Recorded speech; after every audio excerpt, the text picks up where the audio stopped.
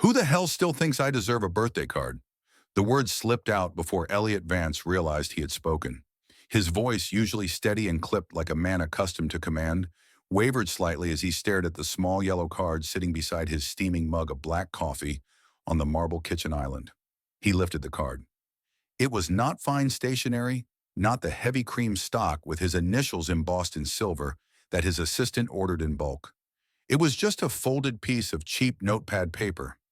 The ink was blue, slightly smudged, as if written by a nervous hand that second-guessed every letter.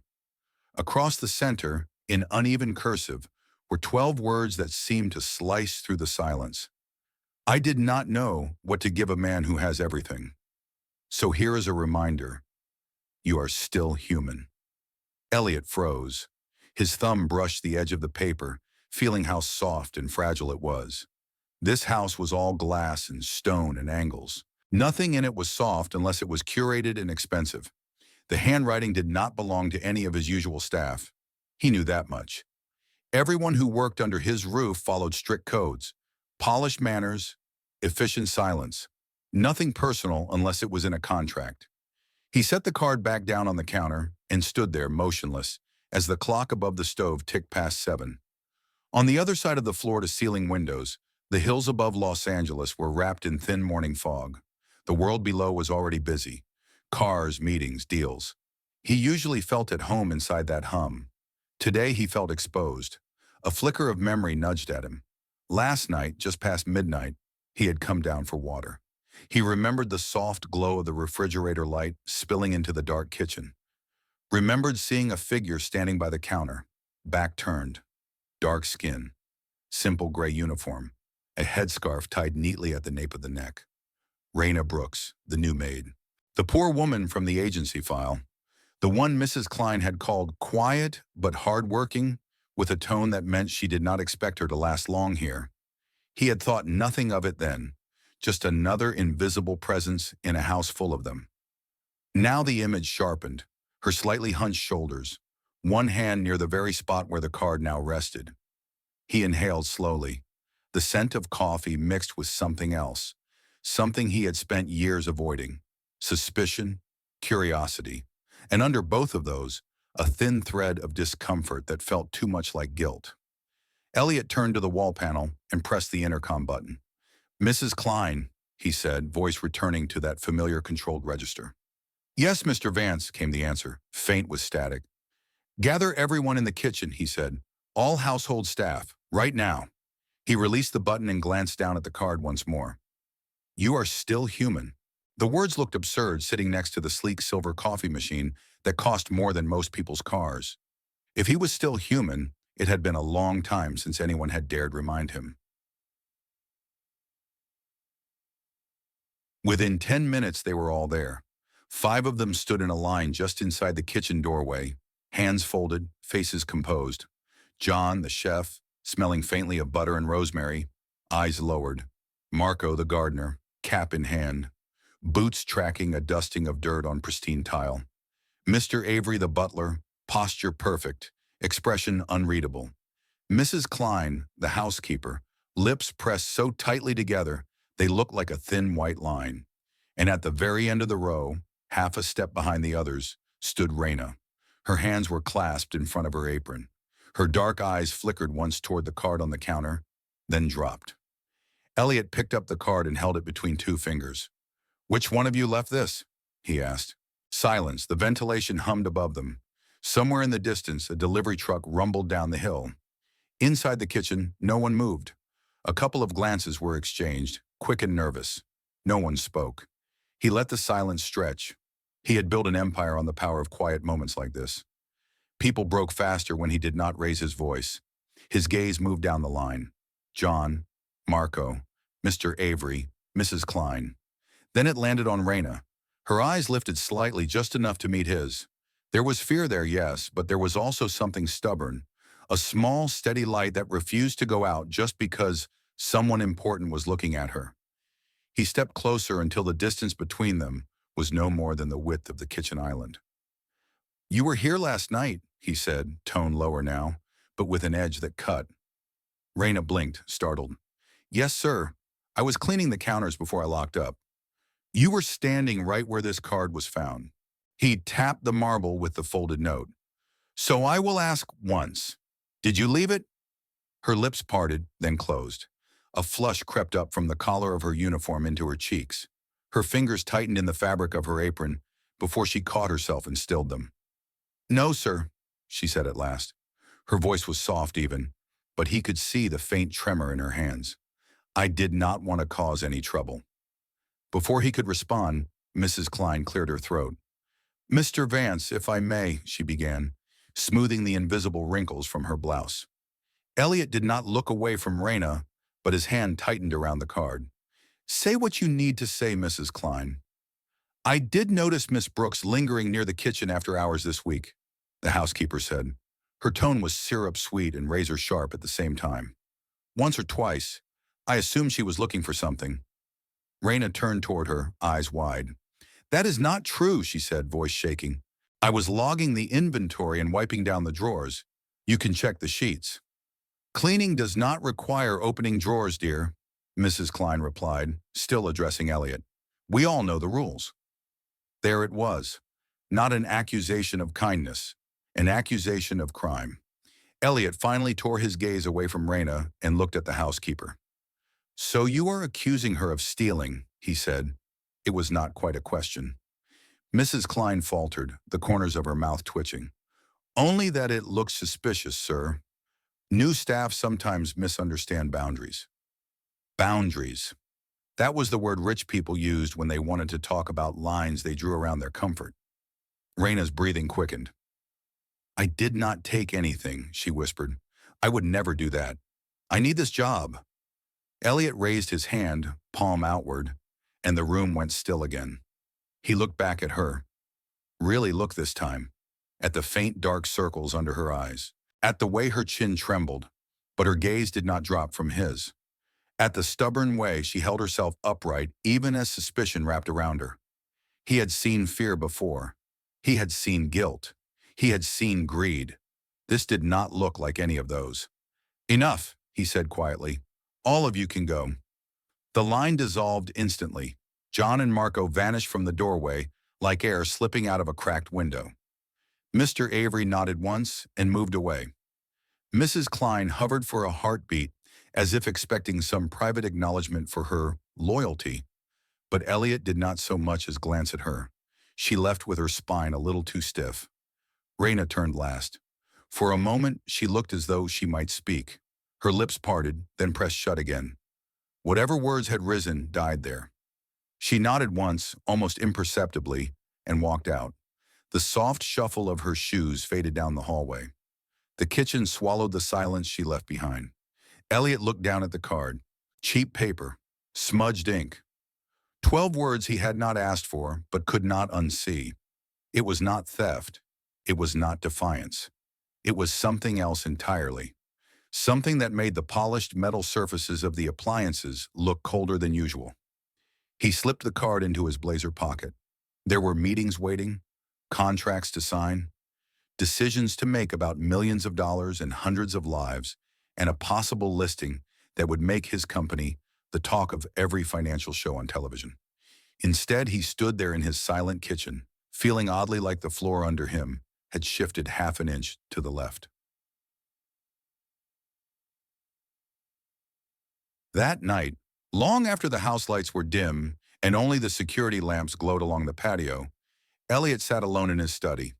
The room was all dark wood and leather, shelves lined with first editions that he rarely pulled down, a globe bar in the corner, a wall of glass looking out over the city lights. In another life, it might have been a comforting room. Tonight, it felt like a cave. On the desk, just within reach, lay the yellow card. Unfolded now, the crease down the center catching the lamplight. You are still human. He had laughed the first time someone called him a machine. Years ago, when Vance Holdings closed its fourth acquisition in 12 months. They had meant it as a compliment. Efficient, unstoppable, ruthless. Somewhere along the way, he had started to believe that might be the only way to survive. He exhaled slowly and turned to the security console on the side table. He almost did not do it, almost decided it was beneath him. But curiosity had always been both his weapon and his weakness. A few keystrokes and the monitors flickered on. Hallway, kitchen, side entrance. He scrubbed backward through the feed, fast forward through clips of staff leaving, of empty rooms and flickering light. Then the timestamp froze his finger, 11:58. The kitchen appeared again, dark but not empty. Raina stepped into view, the soft outline of her figure rendered in pale gray tones. She moved with care, not like someone sneaking, more like someone trying not to disturb a sleeping house. She wiped down the counter, rinsed a mug, set it to dry. The speakers on the console barely caught the sound of a hum rising from her throat. A low melody, half lullaby, half memory. Then she paused. Her hand went into her uniform pocket and came out with a small folded square of paper. The card. Elliot leaned in without realizing it. She set the paper beside the coffee mug with a tenderness that made him feel like an intruder in his own kitchen. Her fingers lingered on the edge for a second longer than necessary, pressing it flat, as if she were bracing herself along with the note. She stepped back and looked at it. For a heartbeat, she just stood there, shoulders slightly hunched, face turned toward the card like she was hoping it might say what her mouth did not dare. Then she walked away. No drawers, no jewelry boxes, no hesitation at the doors. Just a woman leaving a small kindness in a house famous for its lack of kindness. Elliot sat back slowly. He could still hear Mrs. Klein's voice in his mind, measured and poisonous. New staff sometimes misunderstand boundaries. What he had just watched did not look like a boundary crossed. It looked like a lifeline thrown. He picked up the actual card from his desk, felt the crease under his thumb, and read it once more. You are still human. He might have dismissed it months ago, years ago, thrown it out and forgotten the maid who dared overstep. Fired her to make an example. Tonight he did not throw it away. He slipped it back into his pocket instead and sat there with the city lights blinking like distant stars beyond the glass. For a long time he did not move. The fog was just beginning to lift from the hills the next morning when Elliot found her. The house was awake, but not loud. Somewhere downstairs the clink of plates hinted at breakfast. In another wing, he knew his young niece, Lila, would be drawing in the sunroom, the way she had every morning for the past 3 months. Silent, pale, still not speaking since the accident. Elliot slid the card into the inside pocket of his blazer and stepped into the hallway. The floors were polished so clean they reflected his shape back at him. A man in a tailored suit, shoulders squared, jaw set, looking like he belonged in glossy magazines and annual reports. He did not feel like that man today. He found Raina in the laundry room at the back of the house. She stood over a basket of folded linens, back to him, humming that same low melody he had heard through the security feed. Her hands moved slowly, smoothing sheets, folding corners with almost obsessive precision. She did not see him at first. He cleared his throat. Miss Brooks. She jumped slightly, then turned, composure sliding over her features like a practiced mask. Yes, sir, she said. Can I help you with something? I need a word, he replied. Her chin dipped once. Of course.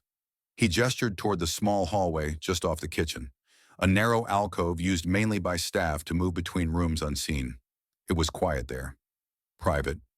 She followed, her posture tense but not crumbling. When they reached the alcove, he turned to face her fully. I watched the footage, he said without preamble. Her eyes did not widen. There was no dramatic gasp, just a slow exhale, a resignation that washed over her expression like a tide. I did not mean to cause trouble, she said softly. He watched her carefully, searching for any sign that this was a performance. There was none. Then why deny it, he asked. For the first time since he had known her, her gaze did not drop. Because I did not want it to be about me, she said. I thought if you read it without knowing who wrote it, maybe it would matter more. Maybe you would not feel like you owed me something, or like I was trying to get in your good graces. You thought it would matter more, he repeated, more statement than question. She nodded. It was not about credit, she said. It was just a reminder. That is all. The card in his pocket felt heavier. You did not take anything, he said after a moment. No, sir, she replied quietly. But Mrs. Klein saw what she wanted to see. The words slipped out before she could stop them, and she blinked, startled by her own boldness. I mean, she added quickly, she assumed. Elliot did not correct her. He remembered the look in the housekeeper's eyes when she suggested theft. It was not concern for him. It was satisfaction at having something to hold over someone else. He had seen that look at board tables too many times to count. Why that message? He asked. Why me? Raina drew a slow breath. When she spoke again, her voice was even quieter. Because you look like someone who has not been spoken to in a long time, she said. Not really spoken to. Everyone around you looks afraid or rehearsed. People treat you like a problem to solve or a promotion to chase. She wet her lips, then continued. But people are not spreadsheets, sir, even when they try hard to be. He did not respond right away. She shifted her weight, fingers twitching toward the basket of linens she had been holding before he intercepted her. Am I being dismissed? She asked at last, her voice almost too calm. He blinked. What? Mrs. Klein told me to expect it, she went on. Said you would not tolerate sentiment in your house, that I had already overstepped. I would appreciate it if you could at least give me a good reference when you let me go. His jaw tightened. You are not being dismissed, he said. Her shoulders lowered a fraction. Relief moved through her features so quickly it almost looked like a flinch. She nodded once. Then I should get back to work. She turned, but he stopped her with a single word. Raina. She paused and looked back at him, eyebrows raised slightly. Thank you, he said. For what? She asked. He reached into his pocket, touched the edge of the card. For the reminder, he replied. It mattered. She did not smile, not fully, but her eyes warmed, just enough for him to see what she might look like when she did. She gave him a small nod, then walked away, the faint scent of laundry detergent and cheap lavender hand cream trailing after her. Elliot stood alone in the narrow hallway for a long moment, the hum of the refrigerator and the soft clatter of dishes the only sounds. Then he turned and headed back to his study. On his way, his phone buzzed. 9 o'clock investor briefing, 10:30 board call, draft agreements awaiting signature. He stared at the screen for a beat, then pressed and held his thumb on the first reminder until the cancel option appeared. He canceled the 9 o'clock meeting. His assistant would be bewildered. The board would be annoyed. For once, he did not care. By noon, the house had settled back into its usual rhythm. Somewhere down the hall, Lila sat in the sunroom with her crayons, sketching the same 3 stick figures she always drew. A tall one, a smaller one, and the tiniest one in the middle, all holding hands. From the upstairs landing, Elliot saw Raina kneel beside her. She pointed at a page in one of the watercolor books, saying something he could not hear. Lila leaned into her without flinching, head resting against Raina's shoulder, small fingers still wrapped around a blue crayon. He felt a strange ache in his chest. The card was still in his pocket. You are still human. For the first time in years, Elliot Vance wondered if that might somehow still be true. The morning after, the air in the Vance estate felt strange, not different enough for anyone else to comment on, but different enough that Elliot noticed it in the way he noticed market swings a half day before everyone else.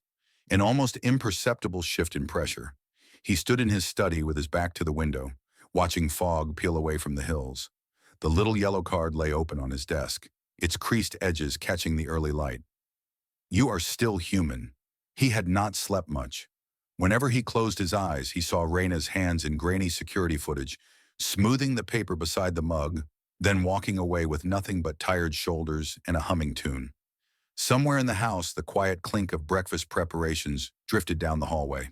Another sound threaded through it, softer and more fragile, the faint drag of crayons against paper. Lila. He slid the card back into his blazer pocket and left the study. The marble floors mirrored him as he walked, reflecting a man who looked like he had everything under control. Inside, something tightened with every step he took toward the sunroom. He found them there. The sunroom was the only space in the house that looked like it had not gotten the memo about being a museum. Blankets in colors that did not match draped over a couch. A basket of crayons spilled across a low table. Stacks of picture books with worn corners. Lila sat cross-legged on the rug, head bent over a piece of paper. The little girl's curls framed her face like a halo that had seen better days. She held a green crayon in a fist, and pressed it so hard to the page that the paper bowed beneath it. Beside her, on the floor, sat Raina. Her gray uniform looked out of place in the warm room, but her posture did not. She was barefoot, one leg tucked under her, the other angled so Lila could lean against it if she wanted to. "You fold the corner to the middle," Raina was saying softly. "Like this. Gentle, not too tight. See?" In her hands was a square of paper, softer than printer stock. She folded it slowly, deliberately. Lila watched, eyes wide and serious. Elliot realized the paper was not blank. Faded pastel flowers peeked through the folds. Old stationery, maybe. Something the staff would have thrown out if it had been left on a counter. "And then you make the wings," Raina continued, turning the paper over, pressing a crease with the side of her thumb. "So it can carry the wish." Lila's hand moved, almost of its own accord, reaching out to touch the forming shape. Raina smiled. "Want to try the next one?" Lila hesitated. Her fingers curled back, then stretched forward again, with a determination too big for someone her size. Raina carefully slid a fresh square toward her. "You don't have to talk," she said gently. "You can just fold. The paper understands." Elliot stood in the doorway, unseen. The origami crane took shape slowly in Lila's clumsy fingers. Lopsided edges crumpled, but undeniably a bird.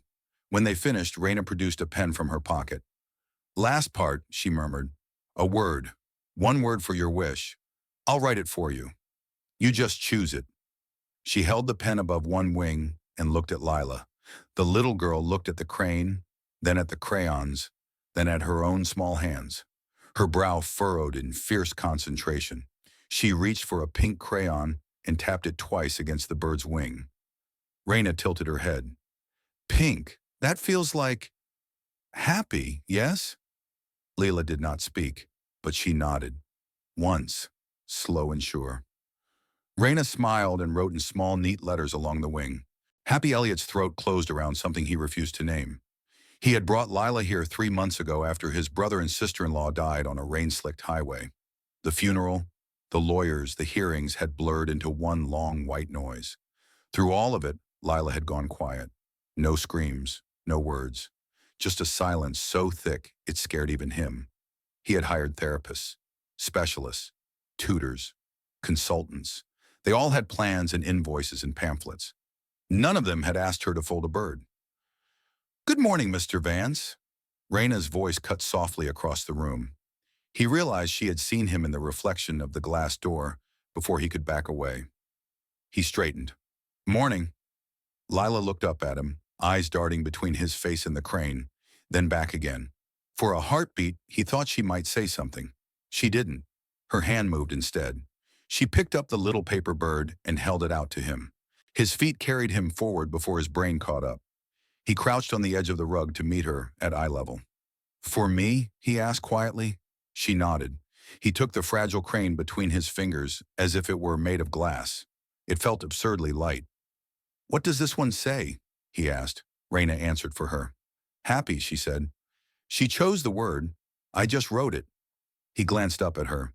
"You do this often?" he asked. "The birds?" Her expression shifted, something distant crossing her face. "I used to," she said, "at the community center where I work back home. Sometimes the kids there were too scared to talk, so we used paper instead. It gave them a way to speak without their voices." "And it worked?" he asked. "Sometimes," she said. "Sometimes it just gave them something to hold on to while they tried." He looked back at Lila. The girl's eyes were on the crane, on him, on something beyond both of them. "Thank you," he said softly. He stood and turned to leave, the paper bird cradled in his palm. Behind him, Raina said, "Mr. Vance?" He paused in the doorway. "I will not leave any more notes without permission," she said quietly. "I meant well, but I understand this is your home." He touched the card in his pocket. "The problem wasn't the note," he said. "The problem was that people assume kindness needs an agenda." She seemed to think about that for a moment, then nodded. When he reached his study, he set the crane beside the yellow card. The words on both of them felt like they belonged to the same language. "You are still human, happy." He canceled another meeting. His assistant began to text question marks. He let them stack up unanswered. Over the next few days, the changes came like ripples. Not big enough to flip the boat, just enough to make the water move. Elliot found himself walking through the house without the invisible armor he usually wore. No phone glued to his hand. No Bluetooth in his ear. Sometimes he just watched. From the upstairs landing, he saw Raina and Lila in the garden. Raina carried a book and a paper cup full of wildflowers. Lila walked beside her, barefoot in the grass, curls bouncing with each step. They sat on a stone bench together and opened the book. From this distance, he could not hear the words, but he could hear the rhythm of Raina's voice, low and steady, the kind of sound that whispered to you that the world might still be safe. Lila leaned against her arm, crayon lines forgotten on her knees. In the kitchen, he overheard staff conversation for the first time in years. He passed the slightly ajar door one afternoon and heard Ben, the gardener, laughing softly. "Kid drew a cloud this morning," he said. "Said it looked like Mr. Vance's business face?" Raina's voice answered, amused but gentle.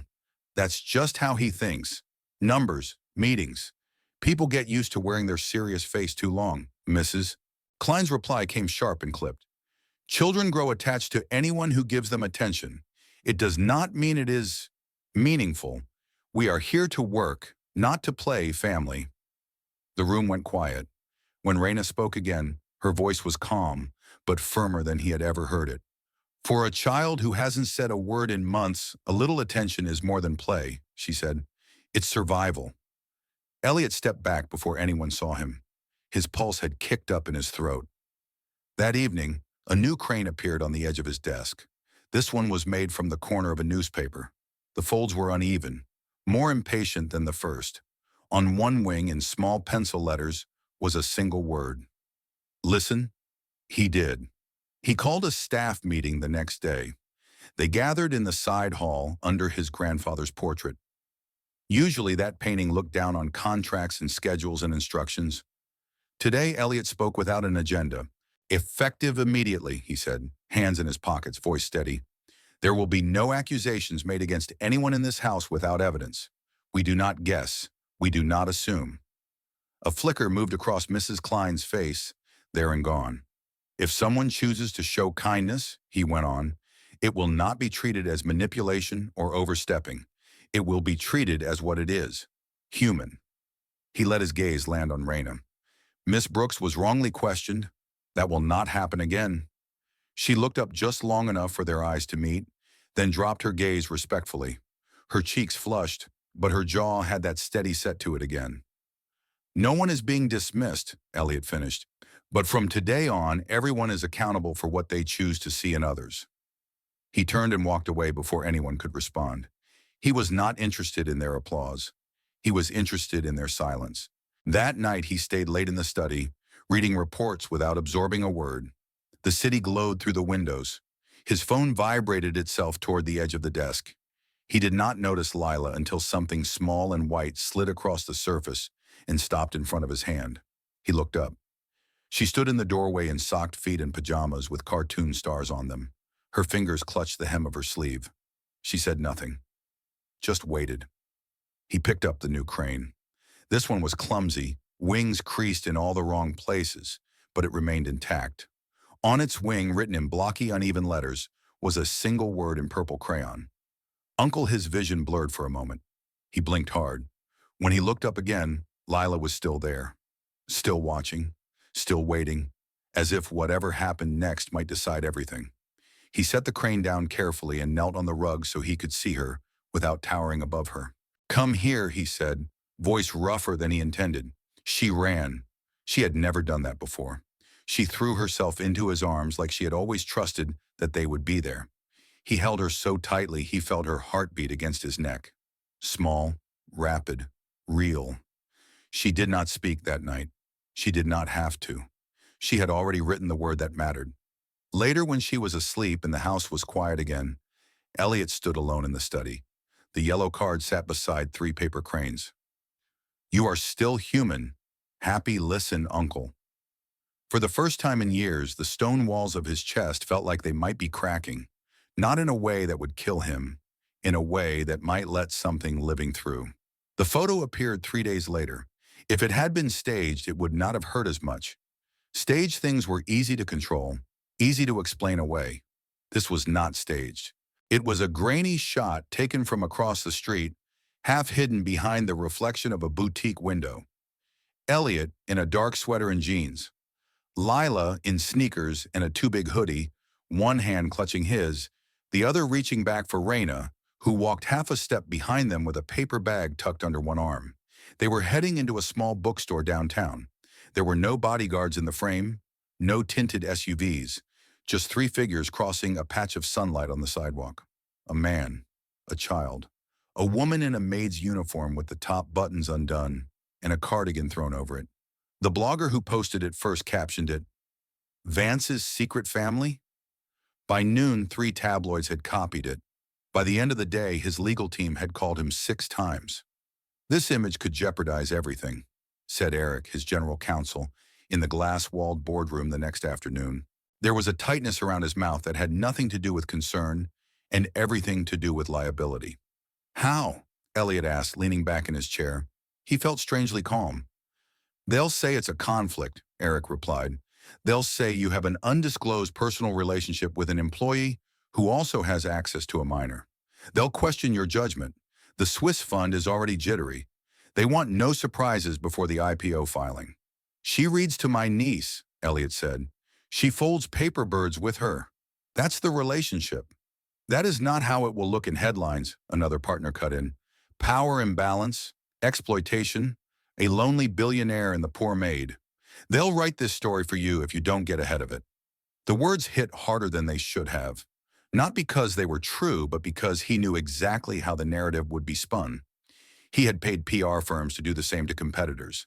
"You want me to fire her?" he said. "We want you to protect the company," Eric said carefully. "Create distance, reassign her, give her severance. These things can be done quietly." "And if I don't?" Elliot asked. "Then the fund may pull out," Eric said. "Others may follow. We could weather it, but make no mistake, it will cost us." Costs were numbers. He knew how to evaluate those. He thought of Lila's quiet uncle, written on the crane, of the way she had leaned into Raina's side when storms rolled over the hills at night, of the birthday card that still floated like a small, stubborn star in his pocket. He thought of the years he had spent making sure no one could hurt him, and how all that armor had only ever kept him alone. "I'm not firing her," he said. The room went very still. "You have to understand," Eric began, but Elliot cut across him. "No," he said. "You have to understand. I've spent my entire career doing exactly what people like you told me to do. Cut here, push there, hide this, aggressively manage that. I did it all. And I ended up living in a glass box with a traumatized child who was afraid of her own voice." He leaned forward, palms flat on the table. "A woman who gets paid less than my boardroom catering bill has done more for my family in 3 months than any of you have in 10 years. I will not punish her for that because people with too much time and too little empathy might be confused." "Elliot, I will handle the fund myself," he said. "You can prepare whatever legal language you need to sleep at night, but I am not sacrificing a human being to protect our valuation." He walked out before they could answer. Back at the estate, the air felt heavier. A car idled outside the gate all afternoon. When he checked the security feed, he saw 2 people sitting inside, faces half hidden behind cameras. The storm had found their hill. He found Raina in the library, a room she almost never entered. She stood on a ladder, dusting a shelf of books no one had touched in years. Lila sat cross-legged on the floor below, a world atlas open in her lap, tracing a finger along blue oceans. Raina looked down when she heard him. "Mr. Vance," she said, climbing down quickly. "I'll finish this later. I was just—" "You're allowed to dust books," he said. "The house won't collapse." She smiled faintly, but it didn't reach her eyes. "I saw the photo," she said after a moment, "on someone's phone when I passed the kitchen." He had expected panic, tears, anger.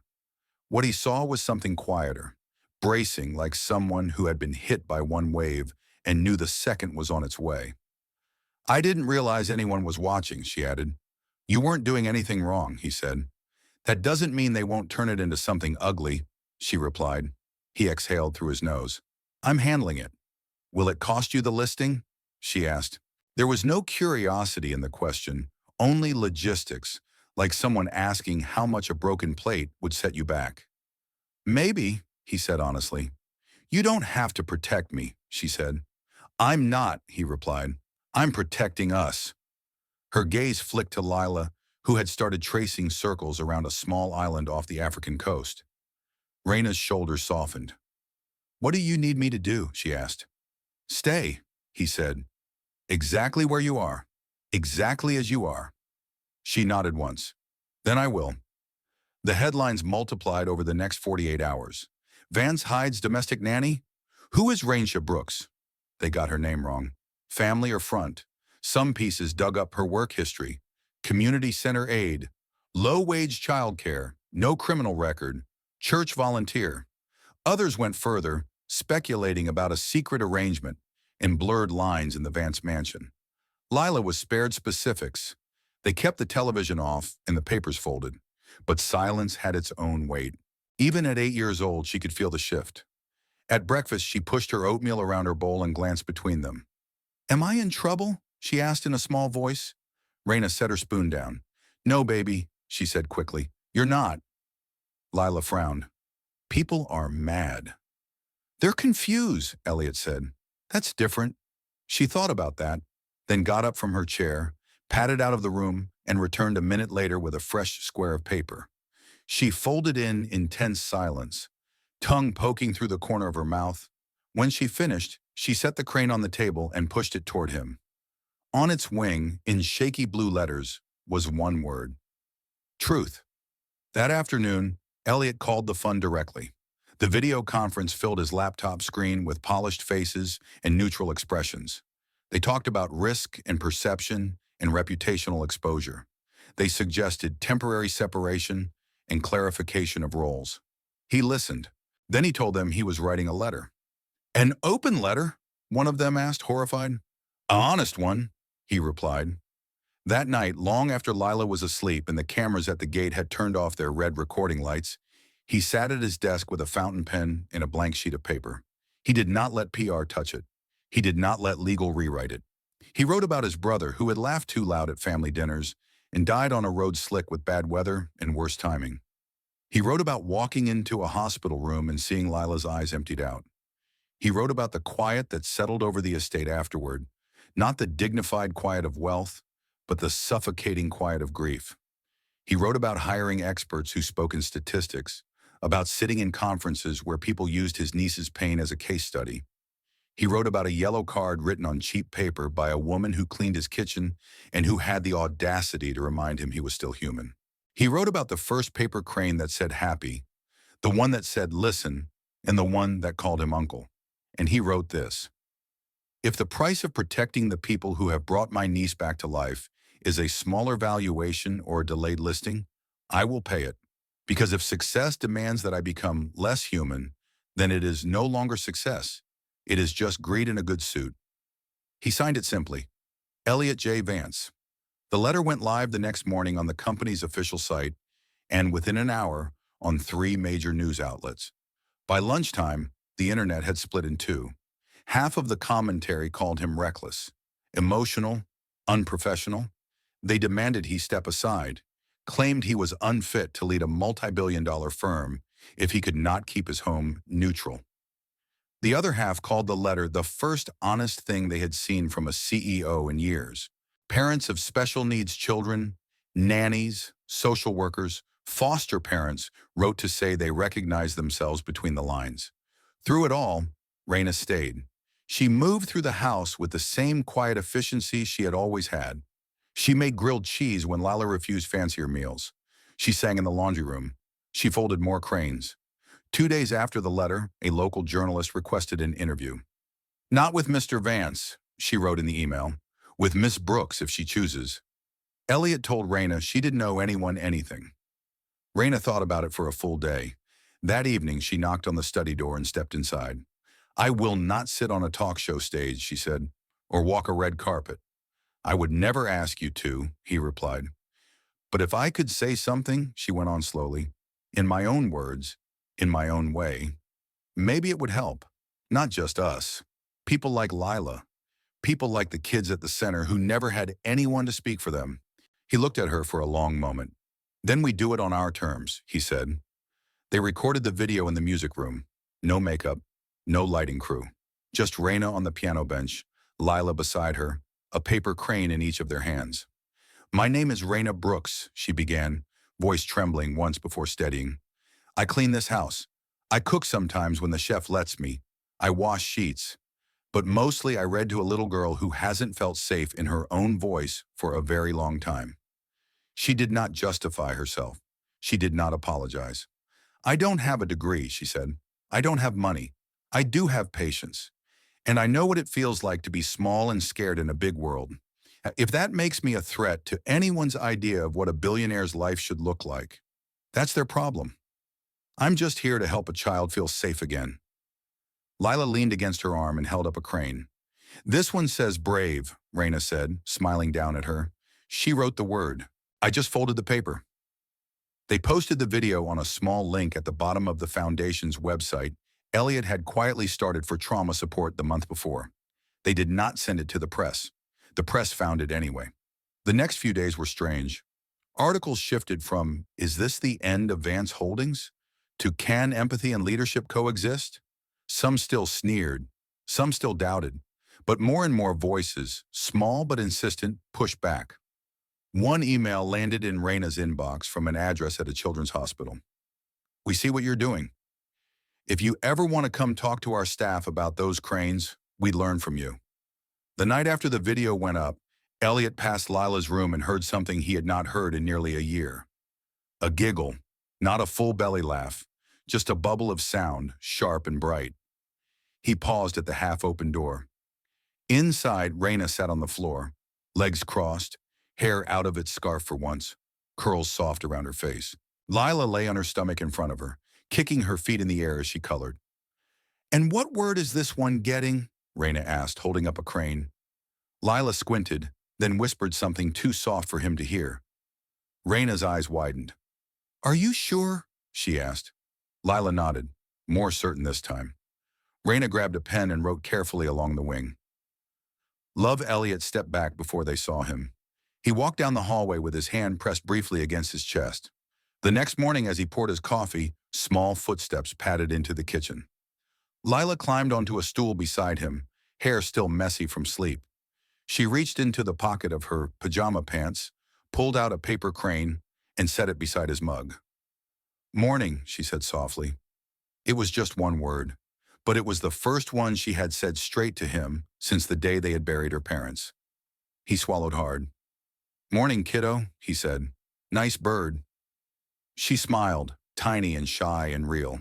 On its wing, the crane said home. The Swiss fund pulled out 3 weeks later. They did it quietly with polished language and no public drama. A letter citing irreconcilable differences in strategic priorities and concerns about reputational risk. Elliot read the letter twice, folded it in half, and set it on the corner of his desk. He did not rage. He did not call to negotiate. He picked up the nearest crane instead, a red one Lila had made the day before while sitting on his office rug. Enough, he smiled. Eric called that afternoon, sounding like someone delivering bad news at a funeral. I'm sorry, Elliot, he said. I argued, I really did. They want clean numbers. No, noise. When did decency become noise? Elliot asked. When people got used to filtering life through quarterly reports, Eric said, and for once there was no lawyer in his voice, just a tired man. For what it's worth, you sound better than you did when we were chasing their money. I am better, Elliot said simply. He hung up and walked out to the garden. He found Raina and Lila at the far edge of the property, near a patch of earth that used to hold ornamental shrubs. Now it held rows of small green sprouts. You two starting a farm? He asked. Raina glanced up from where she was kneeling. Dirt streaked her hands. A wide-brimmed hat shielded her face. Tomatoes, she said. Maybe peppers. Lila thinks this one should be called Sir Squishy. Lila pointed proudly at a tiny tomato plant and grinned. Elliot stared at the neat rows. He had once measured land only in terms of resale value. Today, the worth of this patch was being decided by a child and a woman who believed in naming seedlings. I got some news, he said, stepping closer. The fund is out. Raina wiped her hands on her jeans and stood. Are you okay? Better than okay, he said, relieved actually. She studied him. You mean that? I do, he said. For the first time in my life, the future is not just a line on a chart. It's this. He gestured at the garden, the house. Lila crouched in the dirt making up songs for plants. It's messy, he said, and small, and more complicated than any deal I've done. But it's mine. Raina looked at him with something warm and steady in her eyes. That letter you wrote, she said, it didn't just cost you an IPO. It gave you a life. He didn't argue. A week later, the foundation had its first event. It was Raina's idea. A weekend gathering at the estate for children who had gone through something that had stolen their words. Grief, violence, loss. Small groups, no cameras, no name tags, just art tables, blankets on the grass. Therapists who listened more than they spoke. And paper, stacks of it, in every color. Lila stood at the front of the group under the lemon trees, holding a card in both hands. Raina had helped her write the words, but the rhythm was all hers. My name is Lila, she read, voice trembling but clear. Sometimes my throat feels stuck. People think I'm shy. I'm not shy, I'm scared. But my aunt taught me that my hands can talk when my mouth is quiet. So I make birds. And they carry what I feel until I'm ready to say it loud. She looked at Elliot then, at Raina, at the circle of kids sitting cross-legged on picnic blankets. So if you're scared too, she finished, it's okay. You can borrow my birds. The applause was soft, more a ripple of hands than a roar. Some of the kids cried. Some of the parents did too. That night, after the last family left and the lanterns in the trees flickered out one by one, Elliot sat on the back steps with Raina. You know, he said, watching Lila chase fireflies in the dark, I used to think legacy meant buildings with your name on them. And now, Raina asked. Now I think it looks like a kid offering to share her paper birds, he said. She leaned her shoulder against his. That's harder to fake. An anonymous letter slipped under the gate the next morning. The paper was cheap, the handwriting erratic. You think money can buy you a family? You can't just steal a child's love.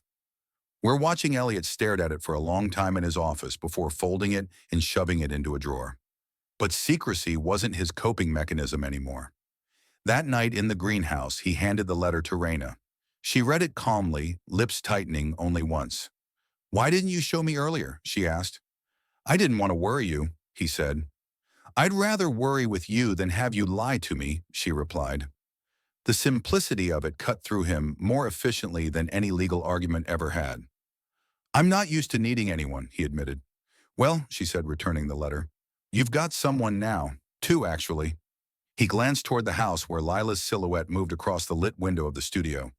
I'll protect her, he said, whatever it takes. I know you will, Raina said. Just don't let fear turn you back into the man you were before the card.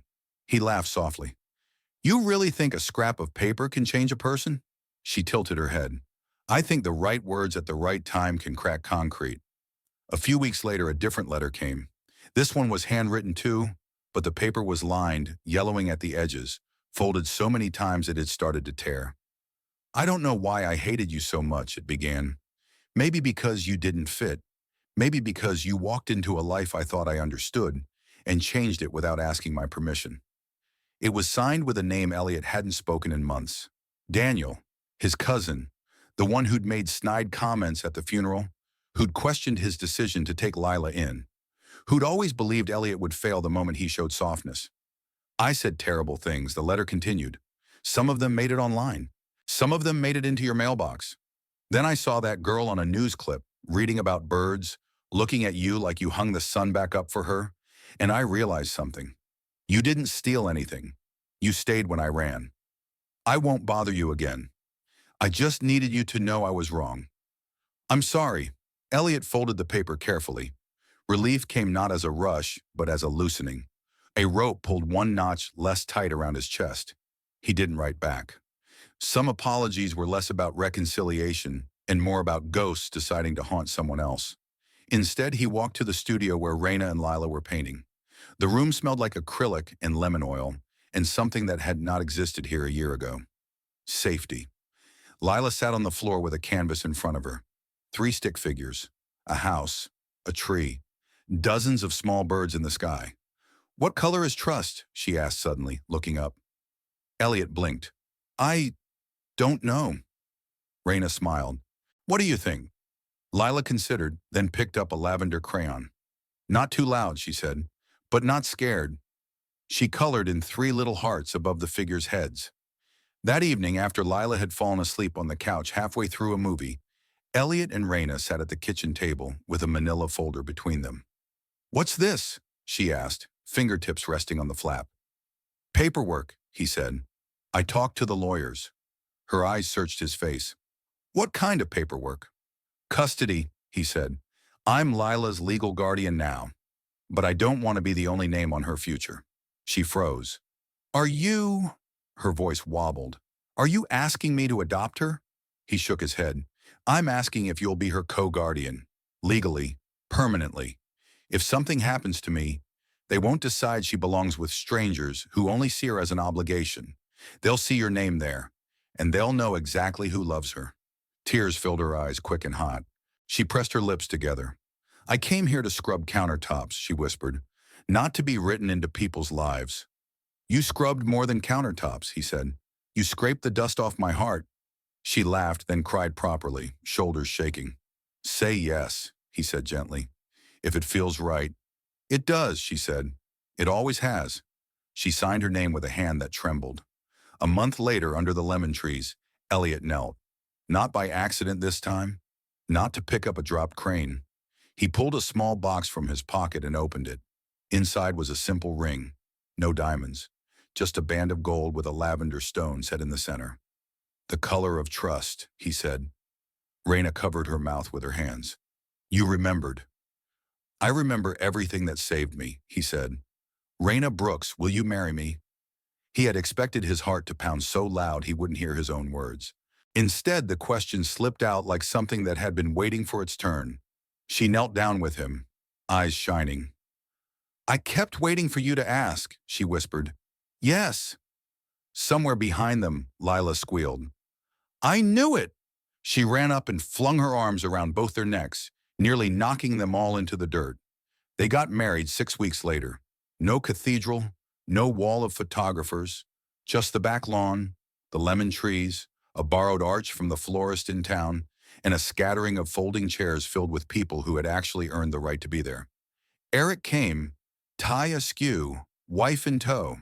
Ben the gardener wore his only suit and cried openly during the vows. John baked a cake that leaned dangerously to one side but tasted like cinnamon and forgiveness. Lila walked down the makeshift aisle first, dropping paper cranes instead of petals. Each crane had a word written on its wings in gold ink. Begin, heal, listen, home. Raina's dress was simple. Cream lace, sleeves that brushed her wrists. No diamonds, no train sweeping through the grass. Just a woman who had walked through enough storms to know she did not need to prove anything to anyone. Elliot wore a dark suit with no tie, the top button of his shirt undone. For once, he did not feel like he was putting on a costume. The officiant kept the ceremony short. "I used to think love was for other people," Elliot said when it was his turn to speak. "People with simpler lives, smaller decisions. Then I watched you sleep on the floor beside a child who was not yours, just to keep her from waking up alone. And I realized love isn't simple. It's stubborn. It stays when everything else leaves." Raina took a breath. "I used to clean houses for people who never learned my name," she said. "I thought that was all I'd ever be good for. Then you read a note I left on cheap paper and didn't throw it away. You let it change you, and you let me stay. That's more than I ever knew how to ask for." They slipped the rings on each other's fingers, his engraved with human, hers engraved with herd. They kissed, and the applause that rose around them wasn't loud so much as warm. That night, after the guests left and the lanterns in the trees dimmed, they sat on the back porch with Lila curled between them under a blanket. "What now?" Raina asked, head resting on his shoulder. "Now we live," Elliot said. "We burn the old scripts and write our own?" Lila stirred. "Can I change my name?" she asked sleepily. "To what?" he asked. She frowned in thought. "Lila Brooks Vance. she said at last. I want both. Raina laughed softly. That's a lot of letters, baby. It's a lot of love, Elliot said. We'll talk to the lawyer. Spring settled over the hills like a promise. The tomatoes in the garden ripened one by one. Sir Squishy turned out to be the sweetest. The foundation's work grew quietly, reaching kids in shelters and hospitals and schools that had forgotten how to listen. Everywhere in the house, paper cranes perched, on shelves, above door frames, along windowsills, each one carrying a word that had once been too heavy for a child to say aloud. On Elliot's desk, beside a fading yellow birthday card, sat a small glass case. Inside, on a velvet lining, were 4 cranes. Happy listen, Uncle Home. He looked at them every morning before answering a single email. Sometimes when the markets dipped or old instincts tried to drag him back toward the cold comfort of numbers, he reached into his pocket and touched the worn edge of the card that had started it all. I did not know what to give a man who has everything. So here is a reminder. You are still human. The poor maid who had written that had not just left a birthday card on a table. She had left a door open. He had walked through it. And on the other side, he had found something no fun, no deal, no empire could match. A niece who laughed again. A woman who saw him as more than his net worth. A house on a hill that finally, blessedly, remembered how to breathe. In the end, it turned out his life had never been changed by the biggest contract he ever signed or the biggest check he ever cashed. It had been changed by cheap paper, smudged ink, and the courage of a poor maid who believed a man with everything still needed the one thing he'd forgotten: permission to be human.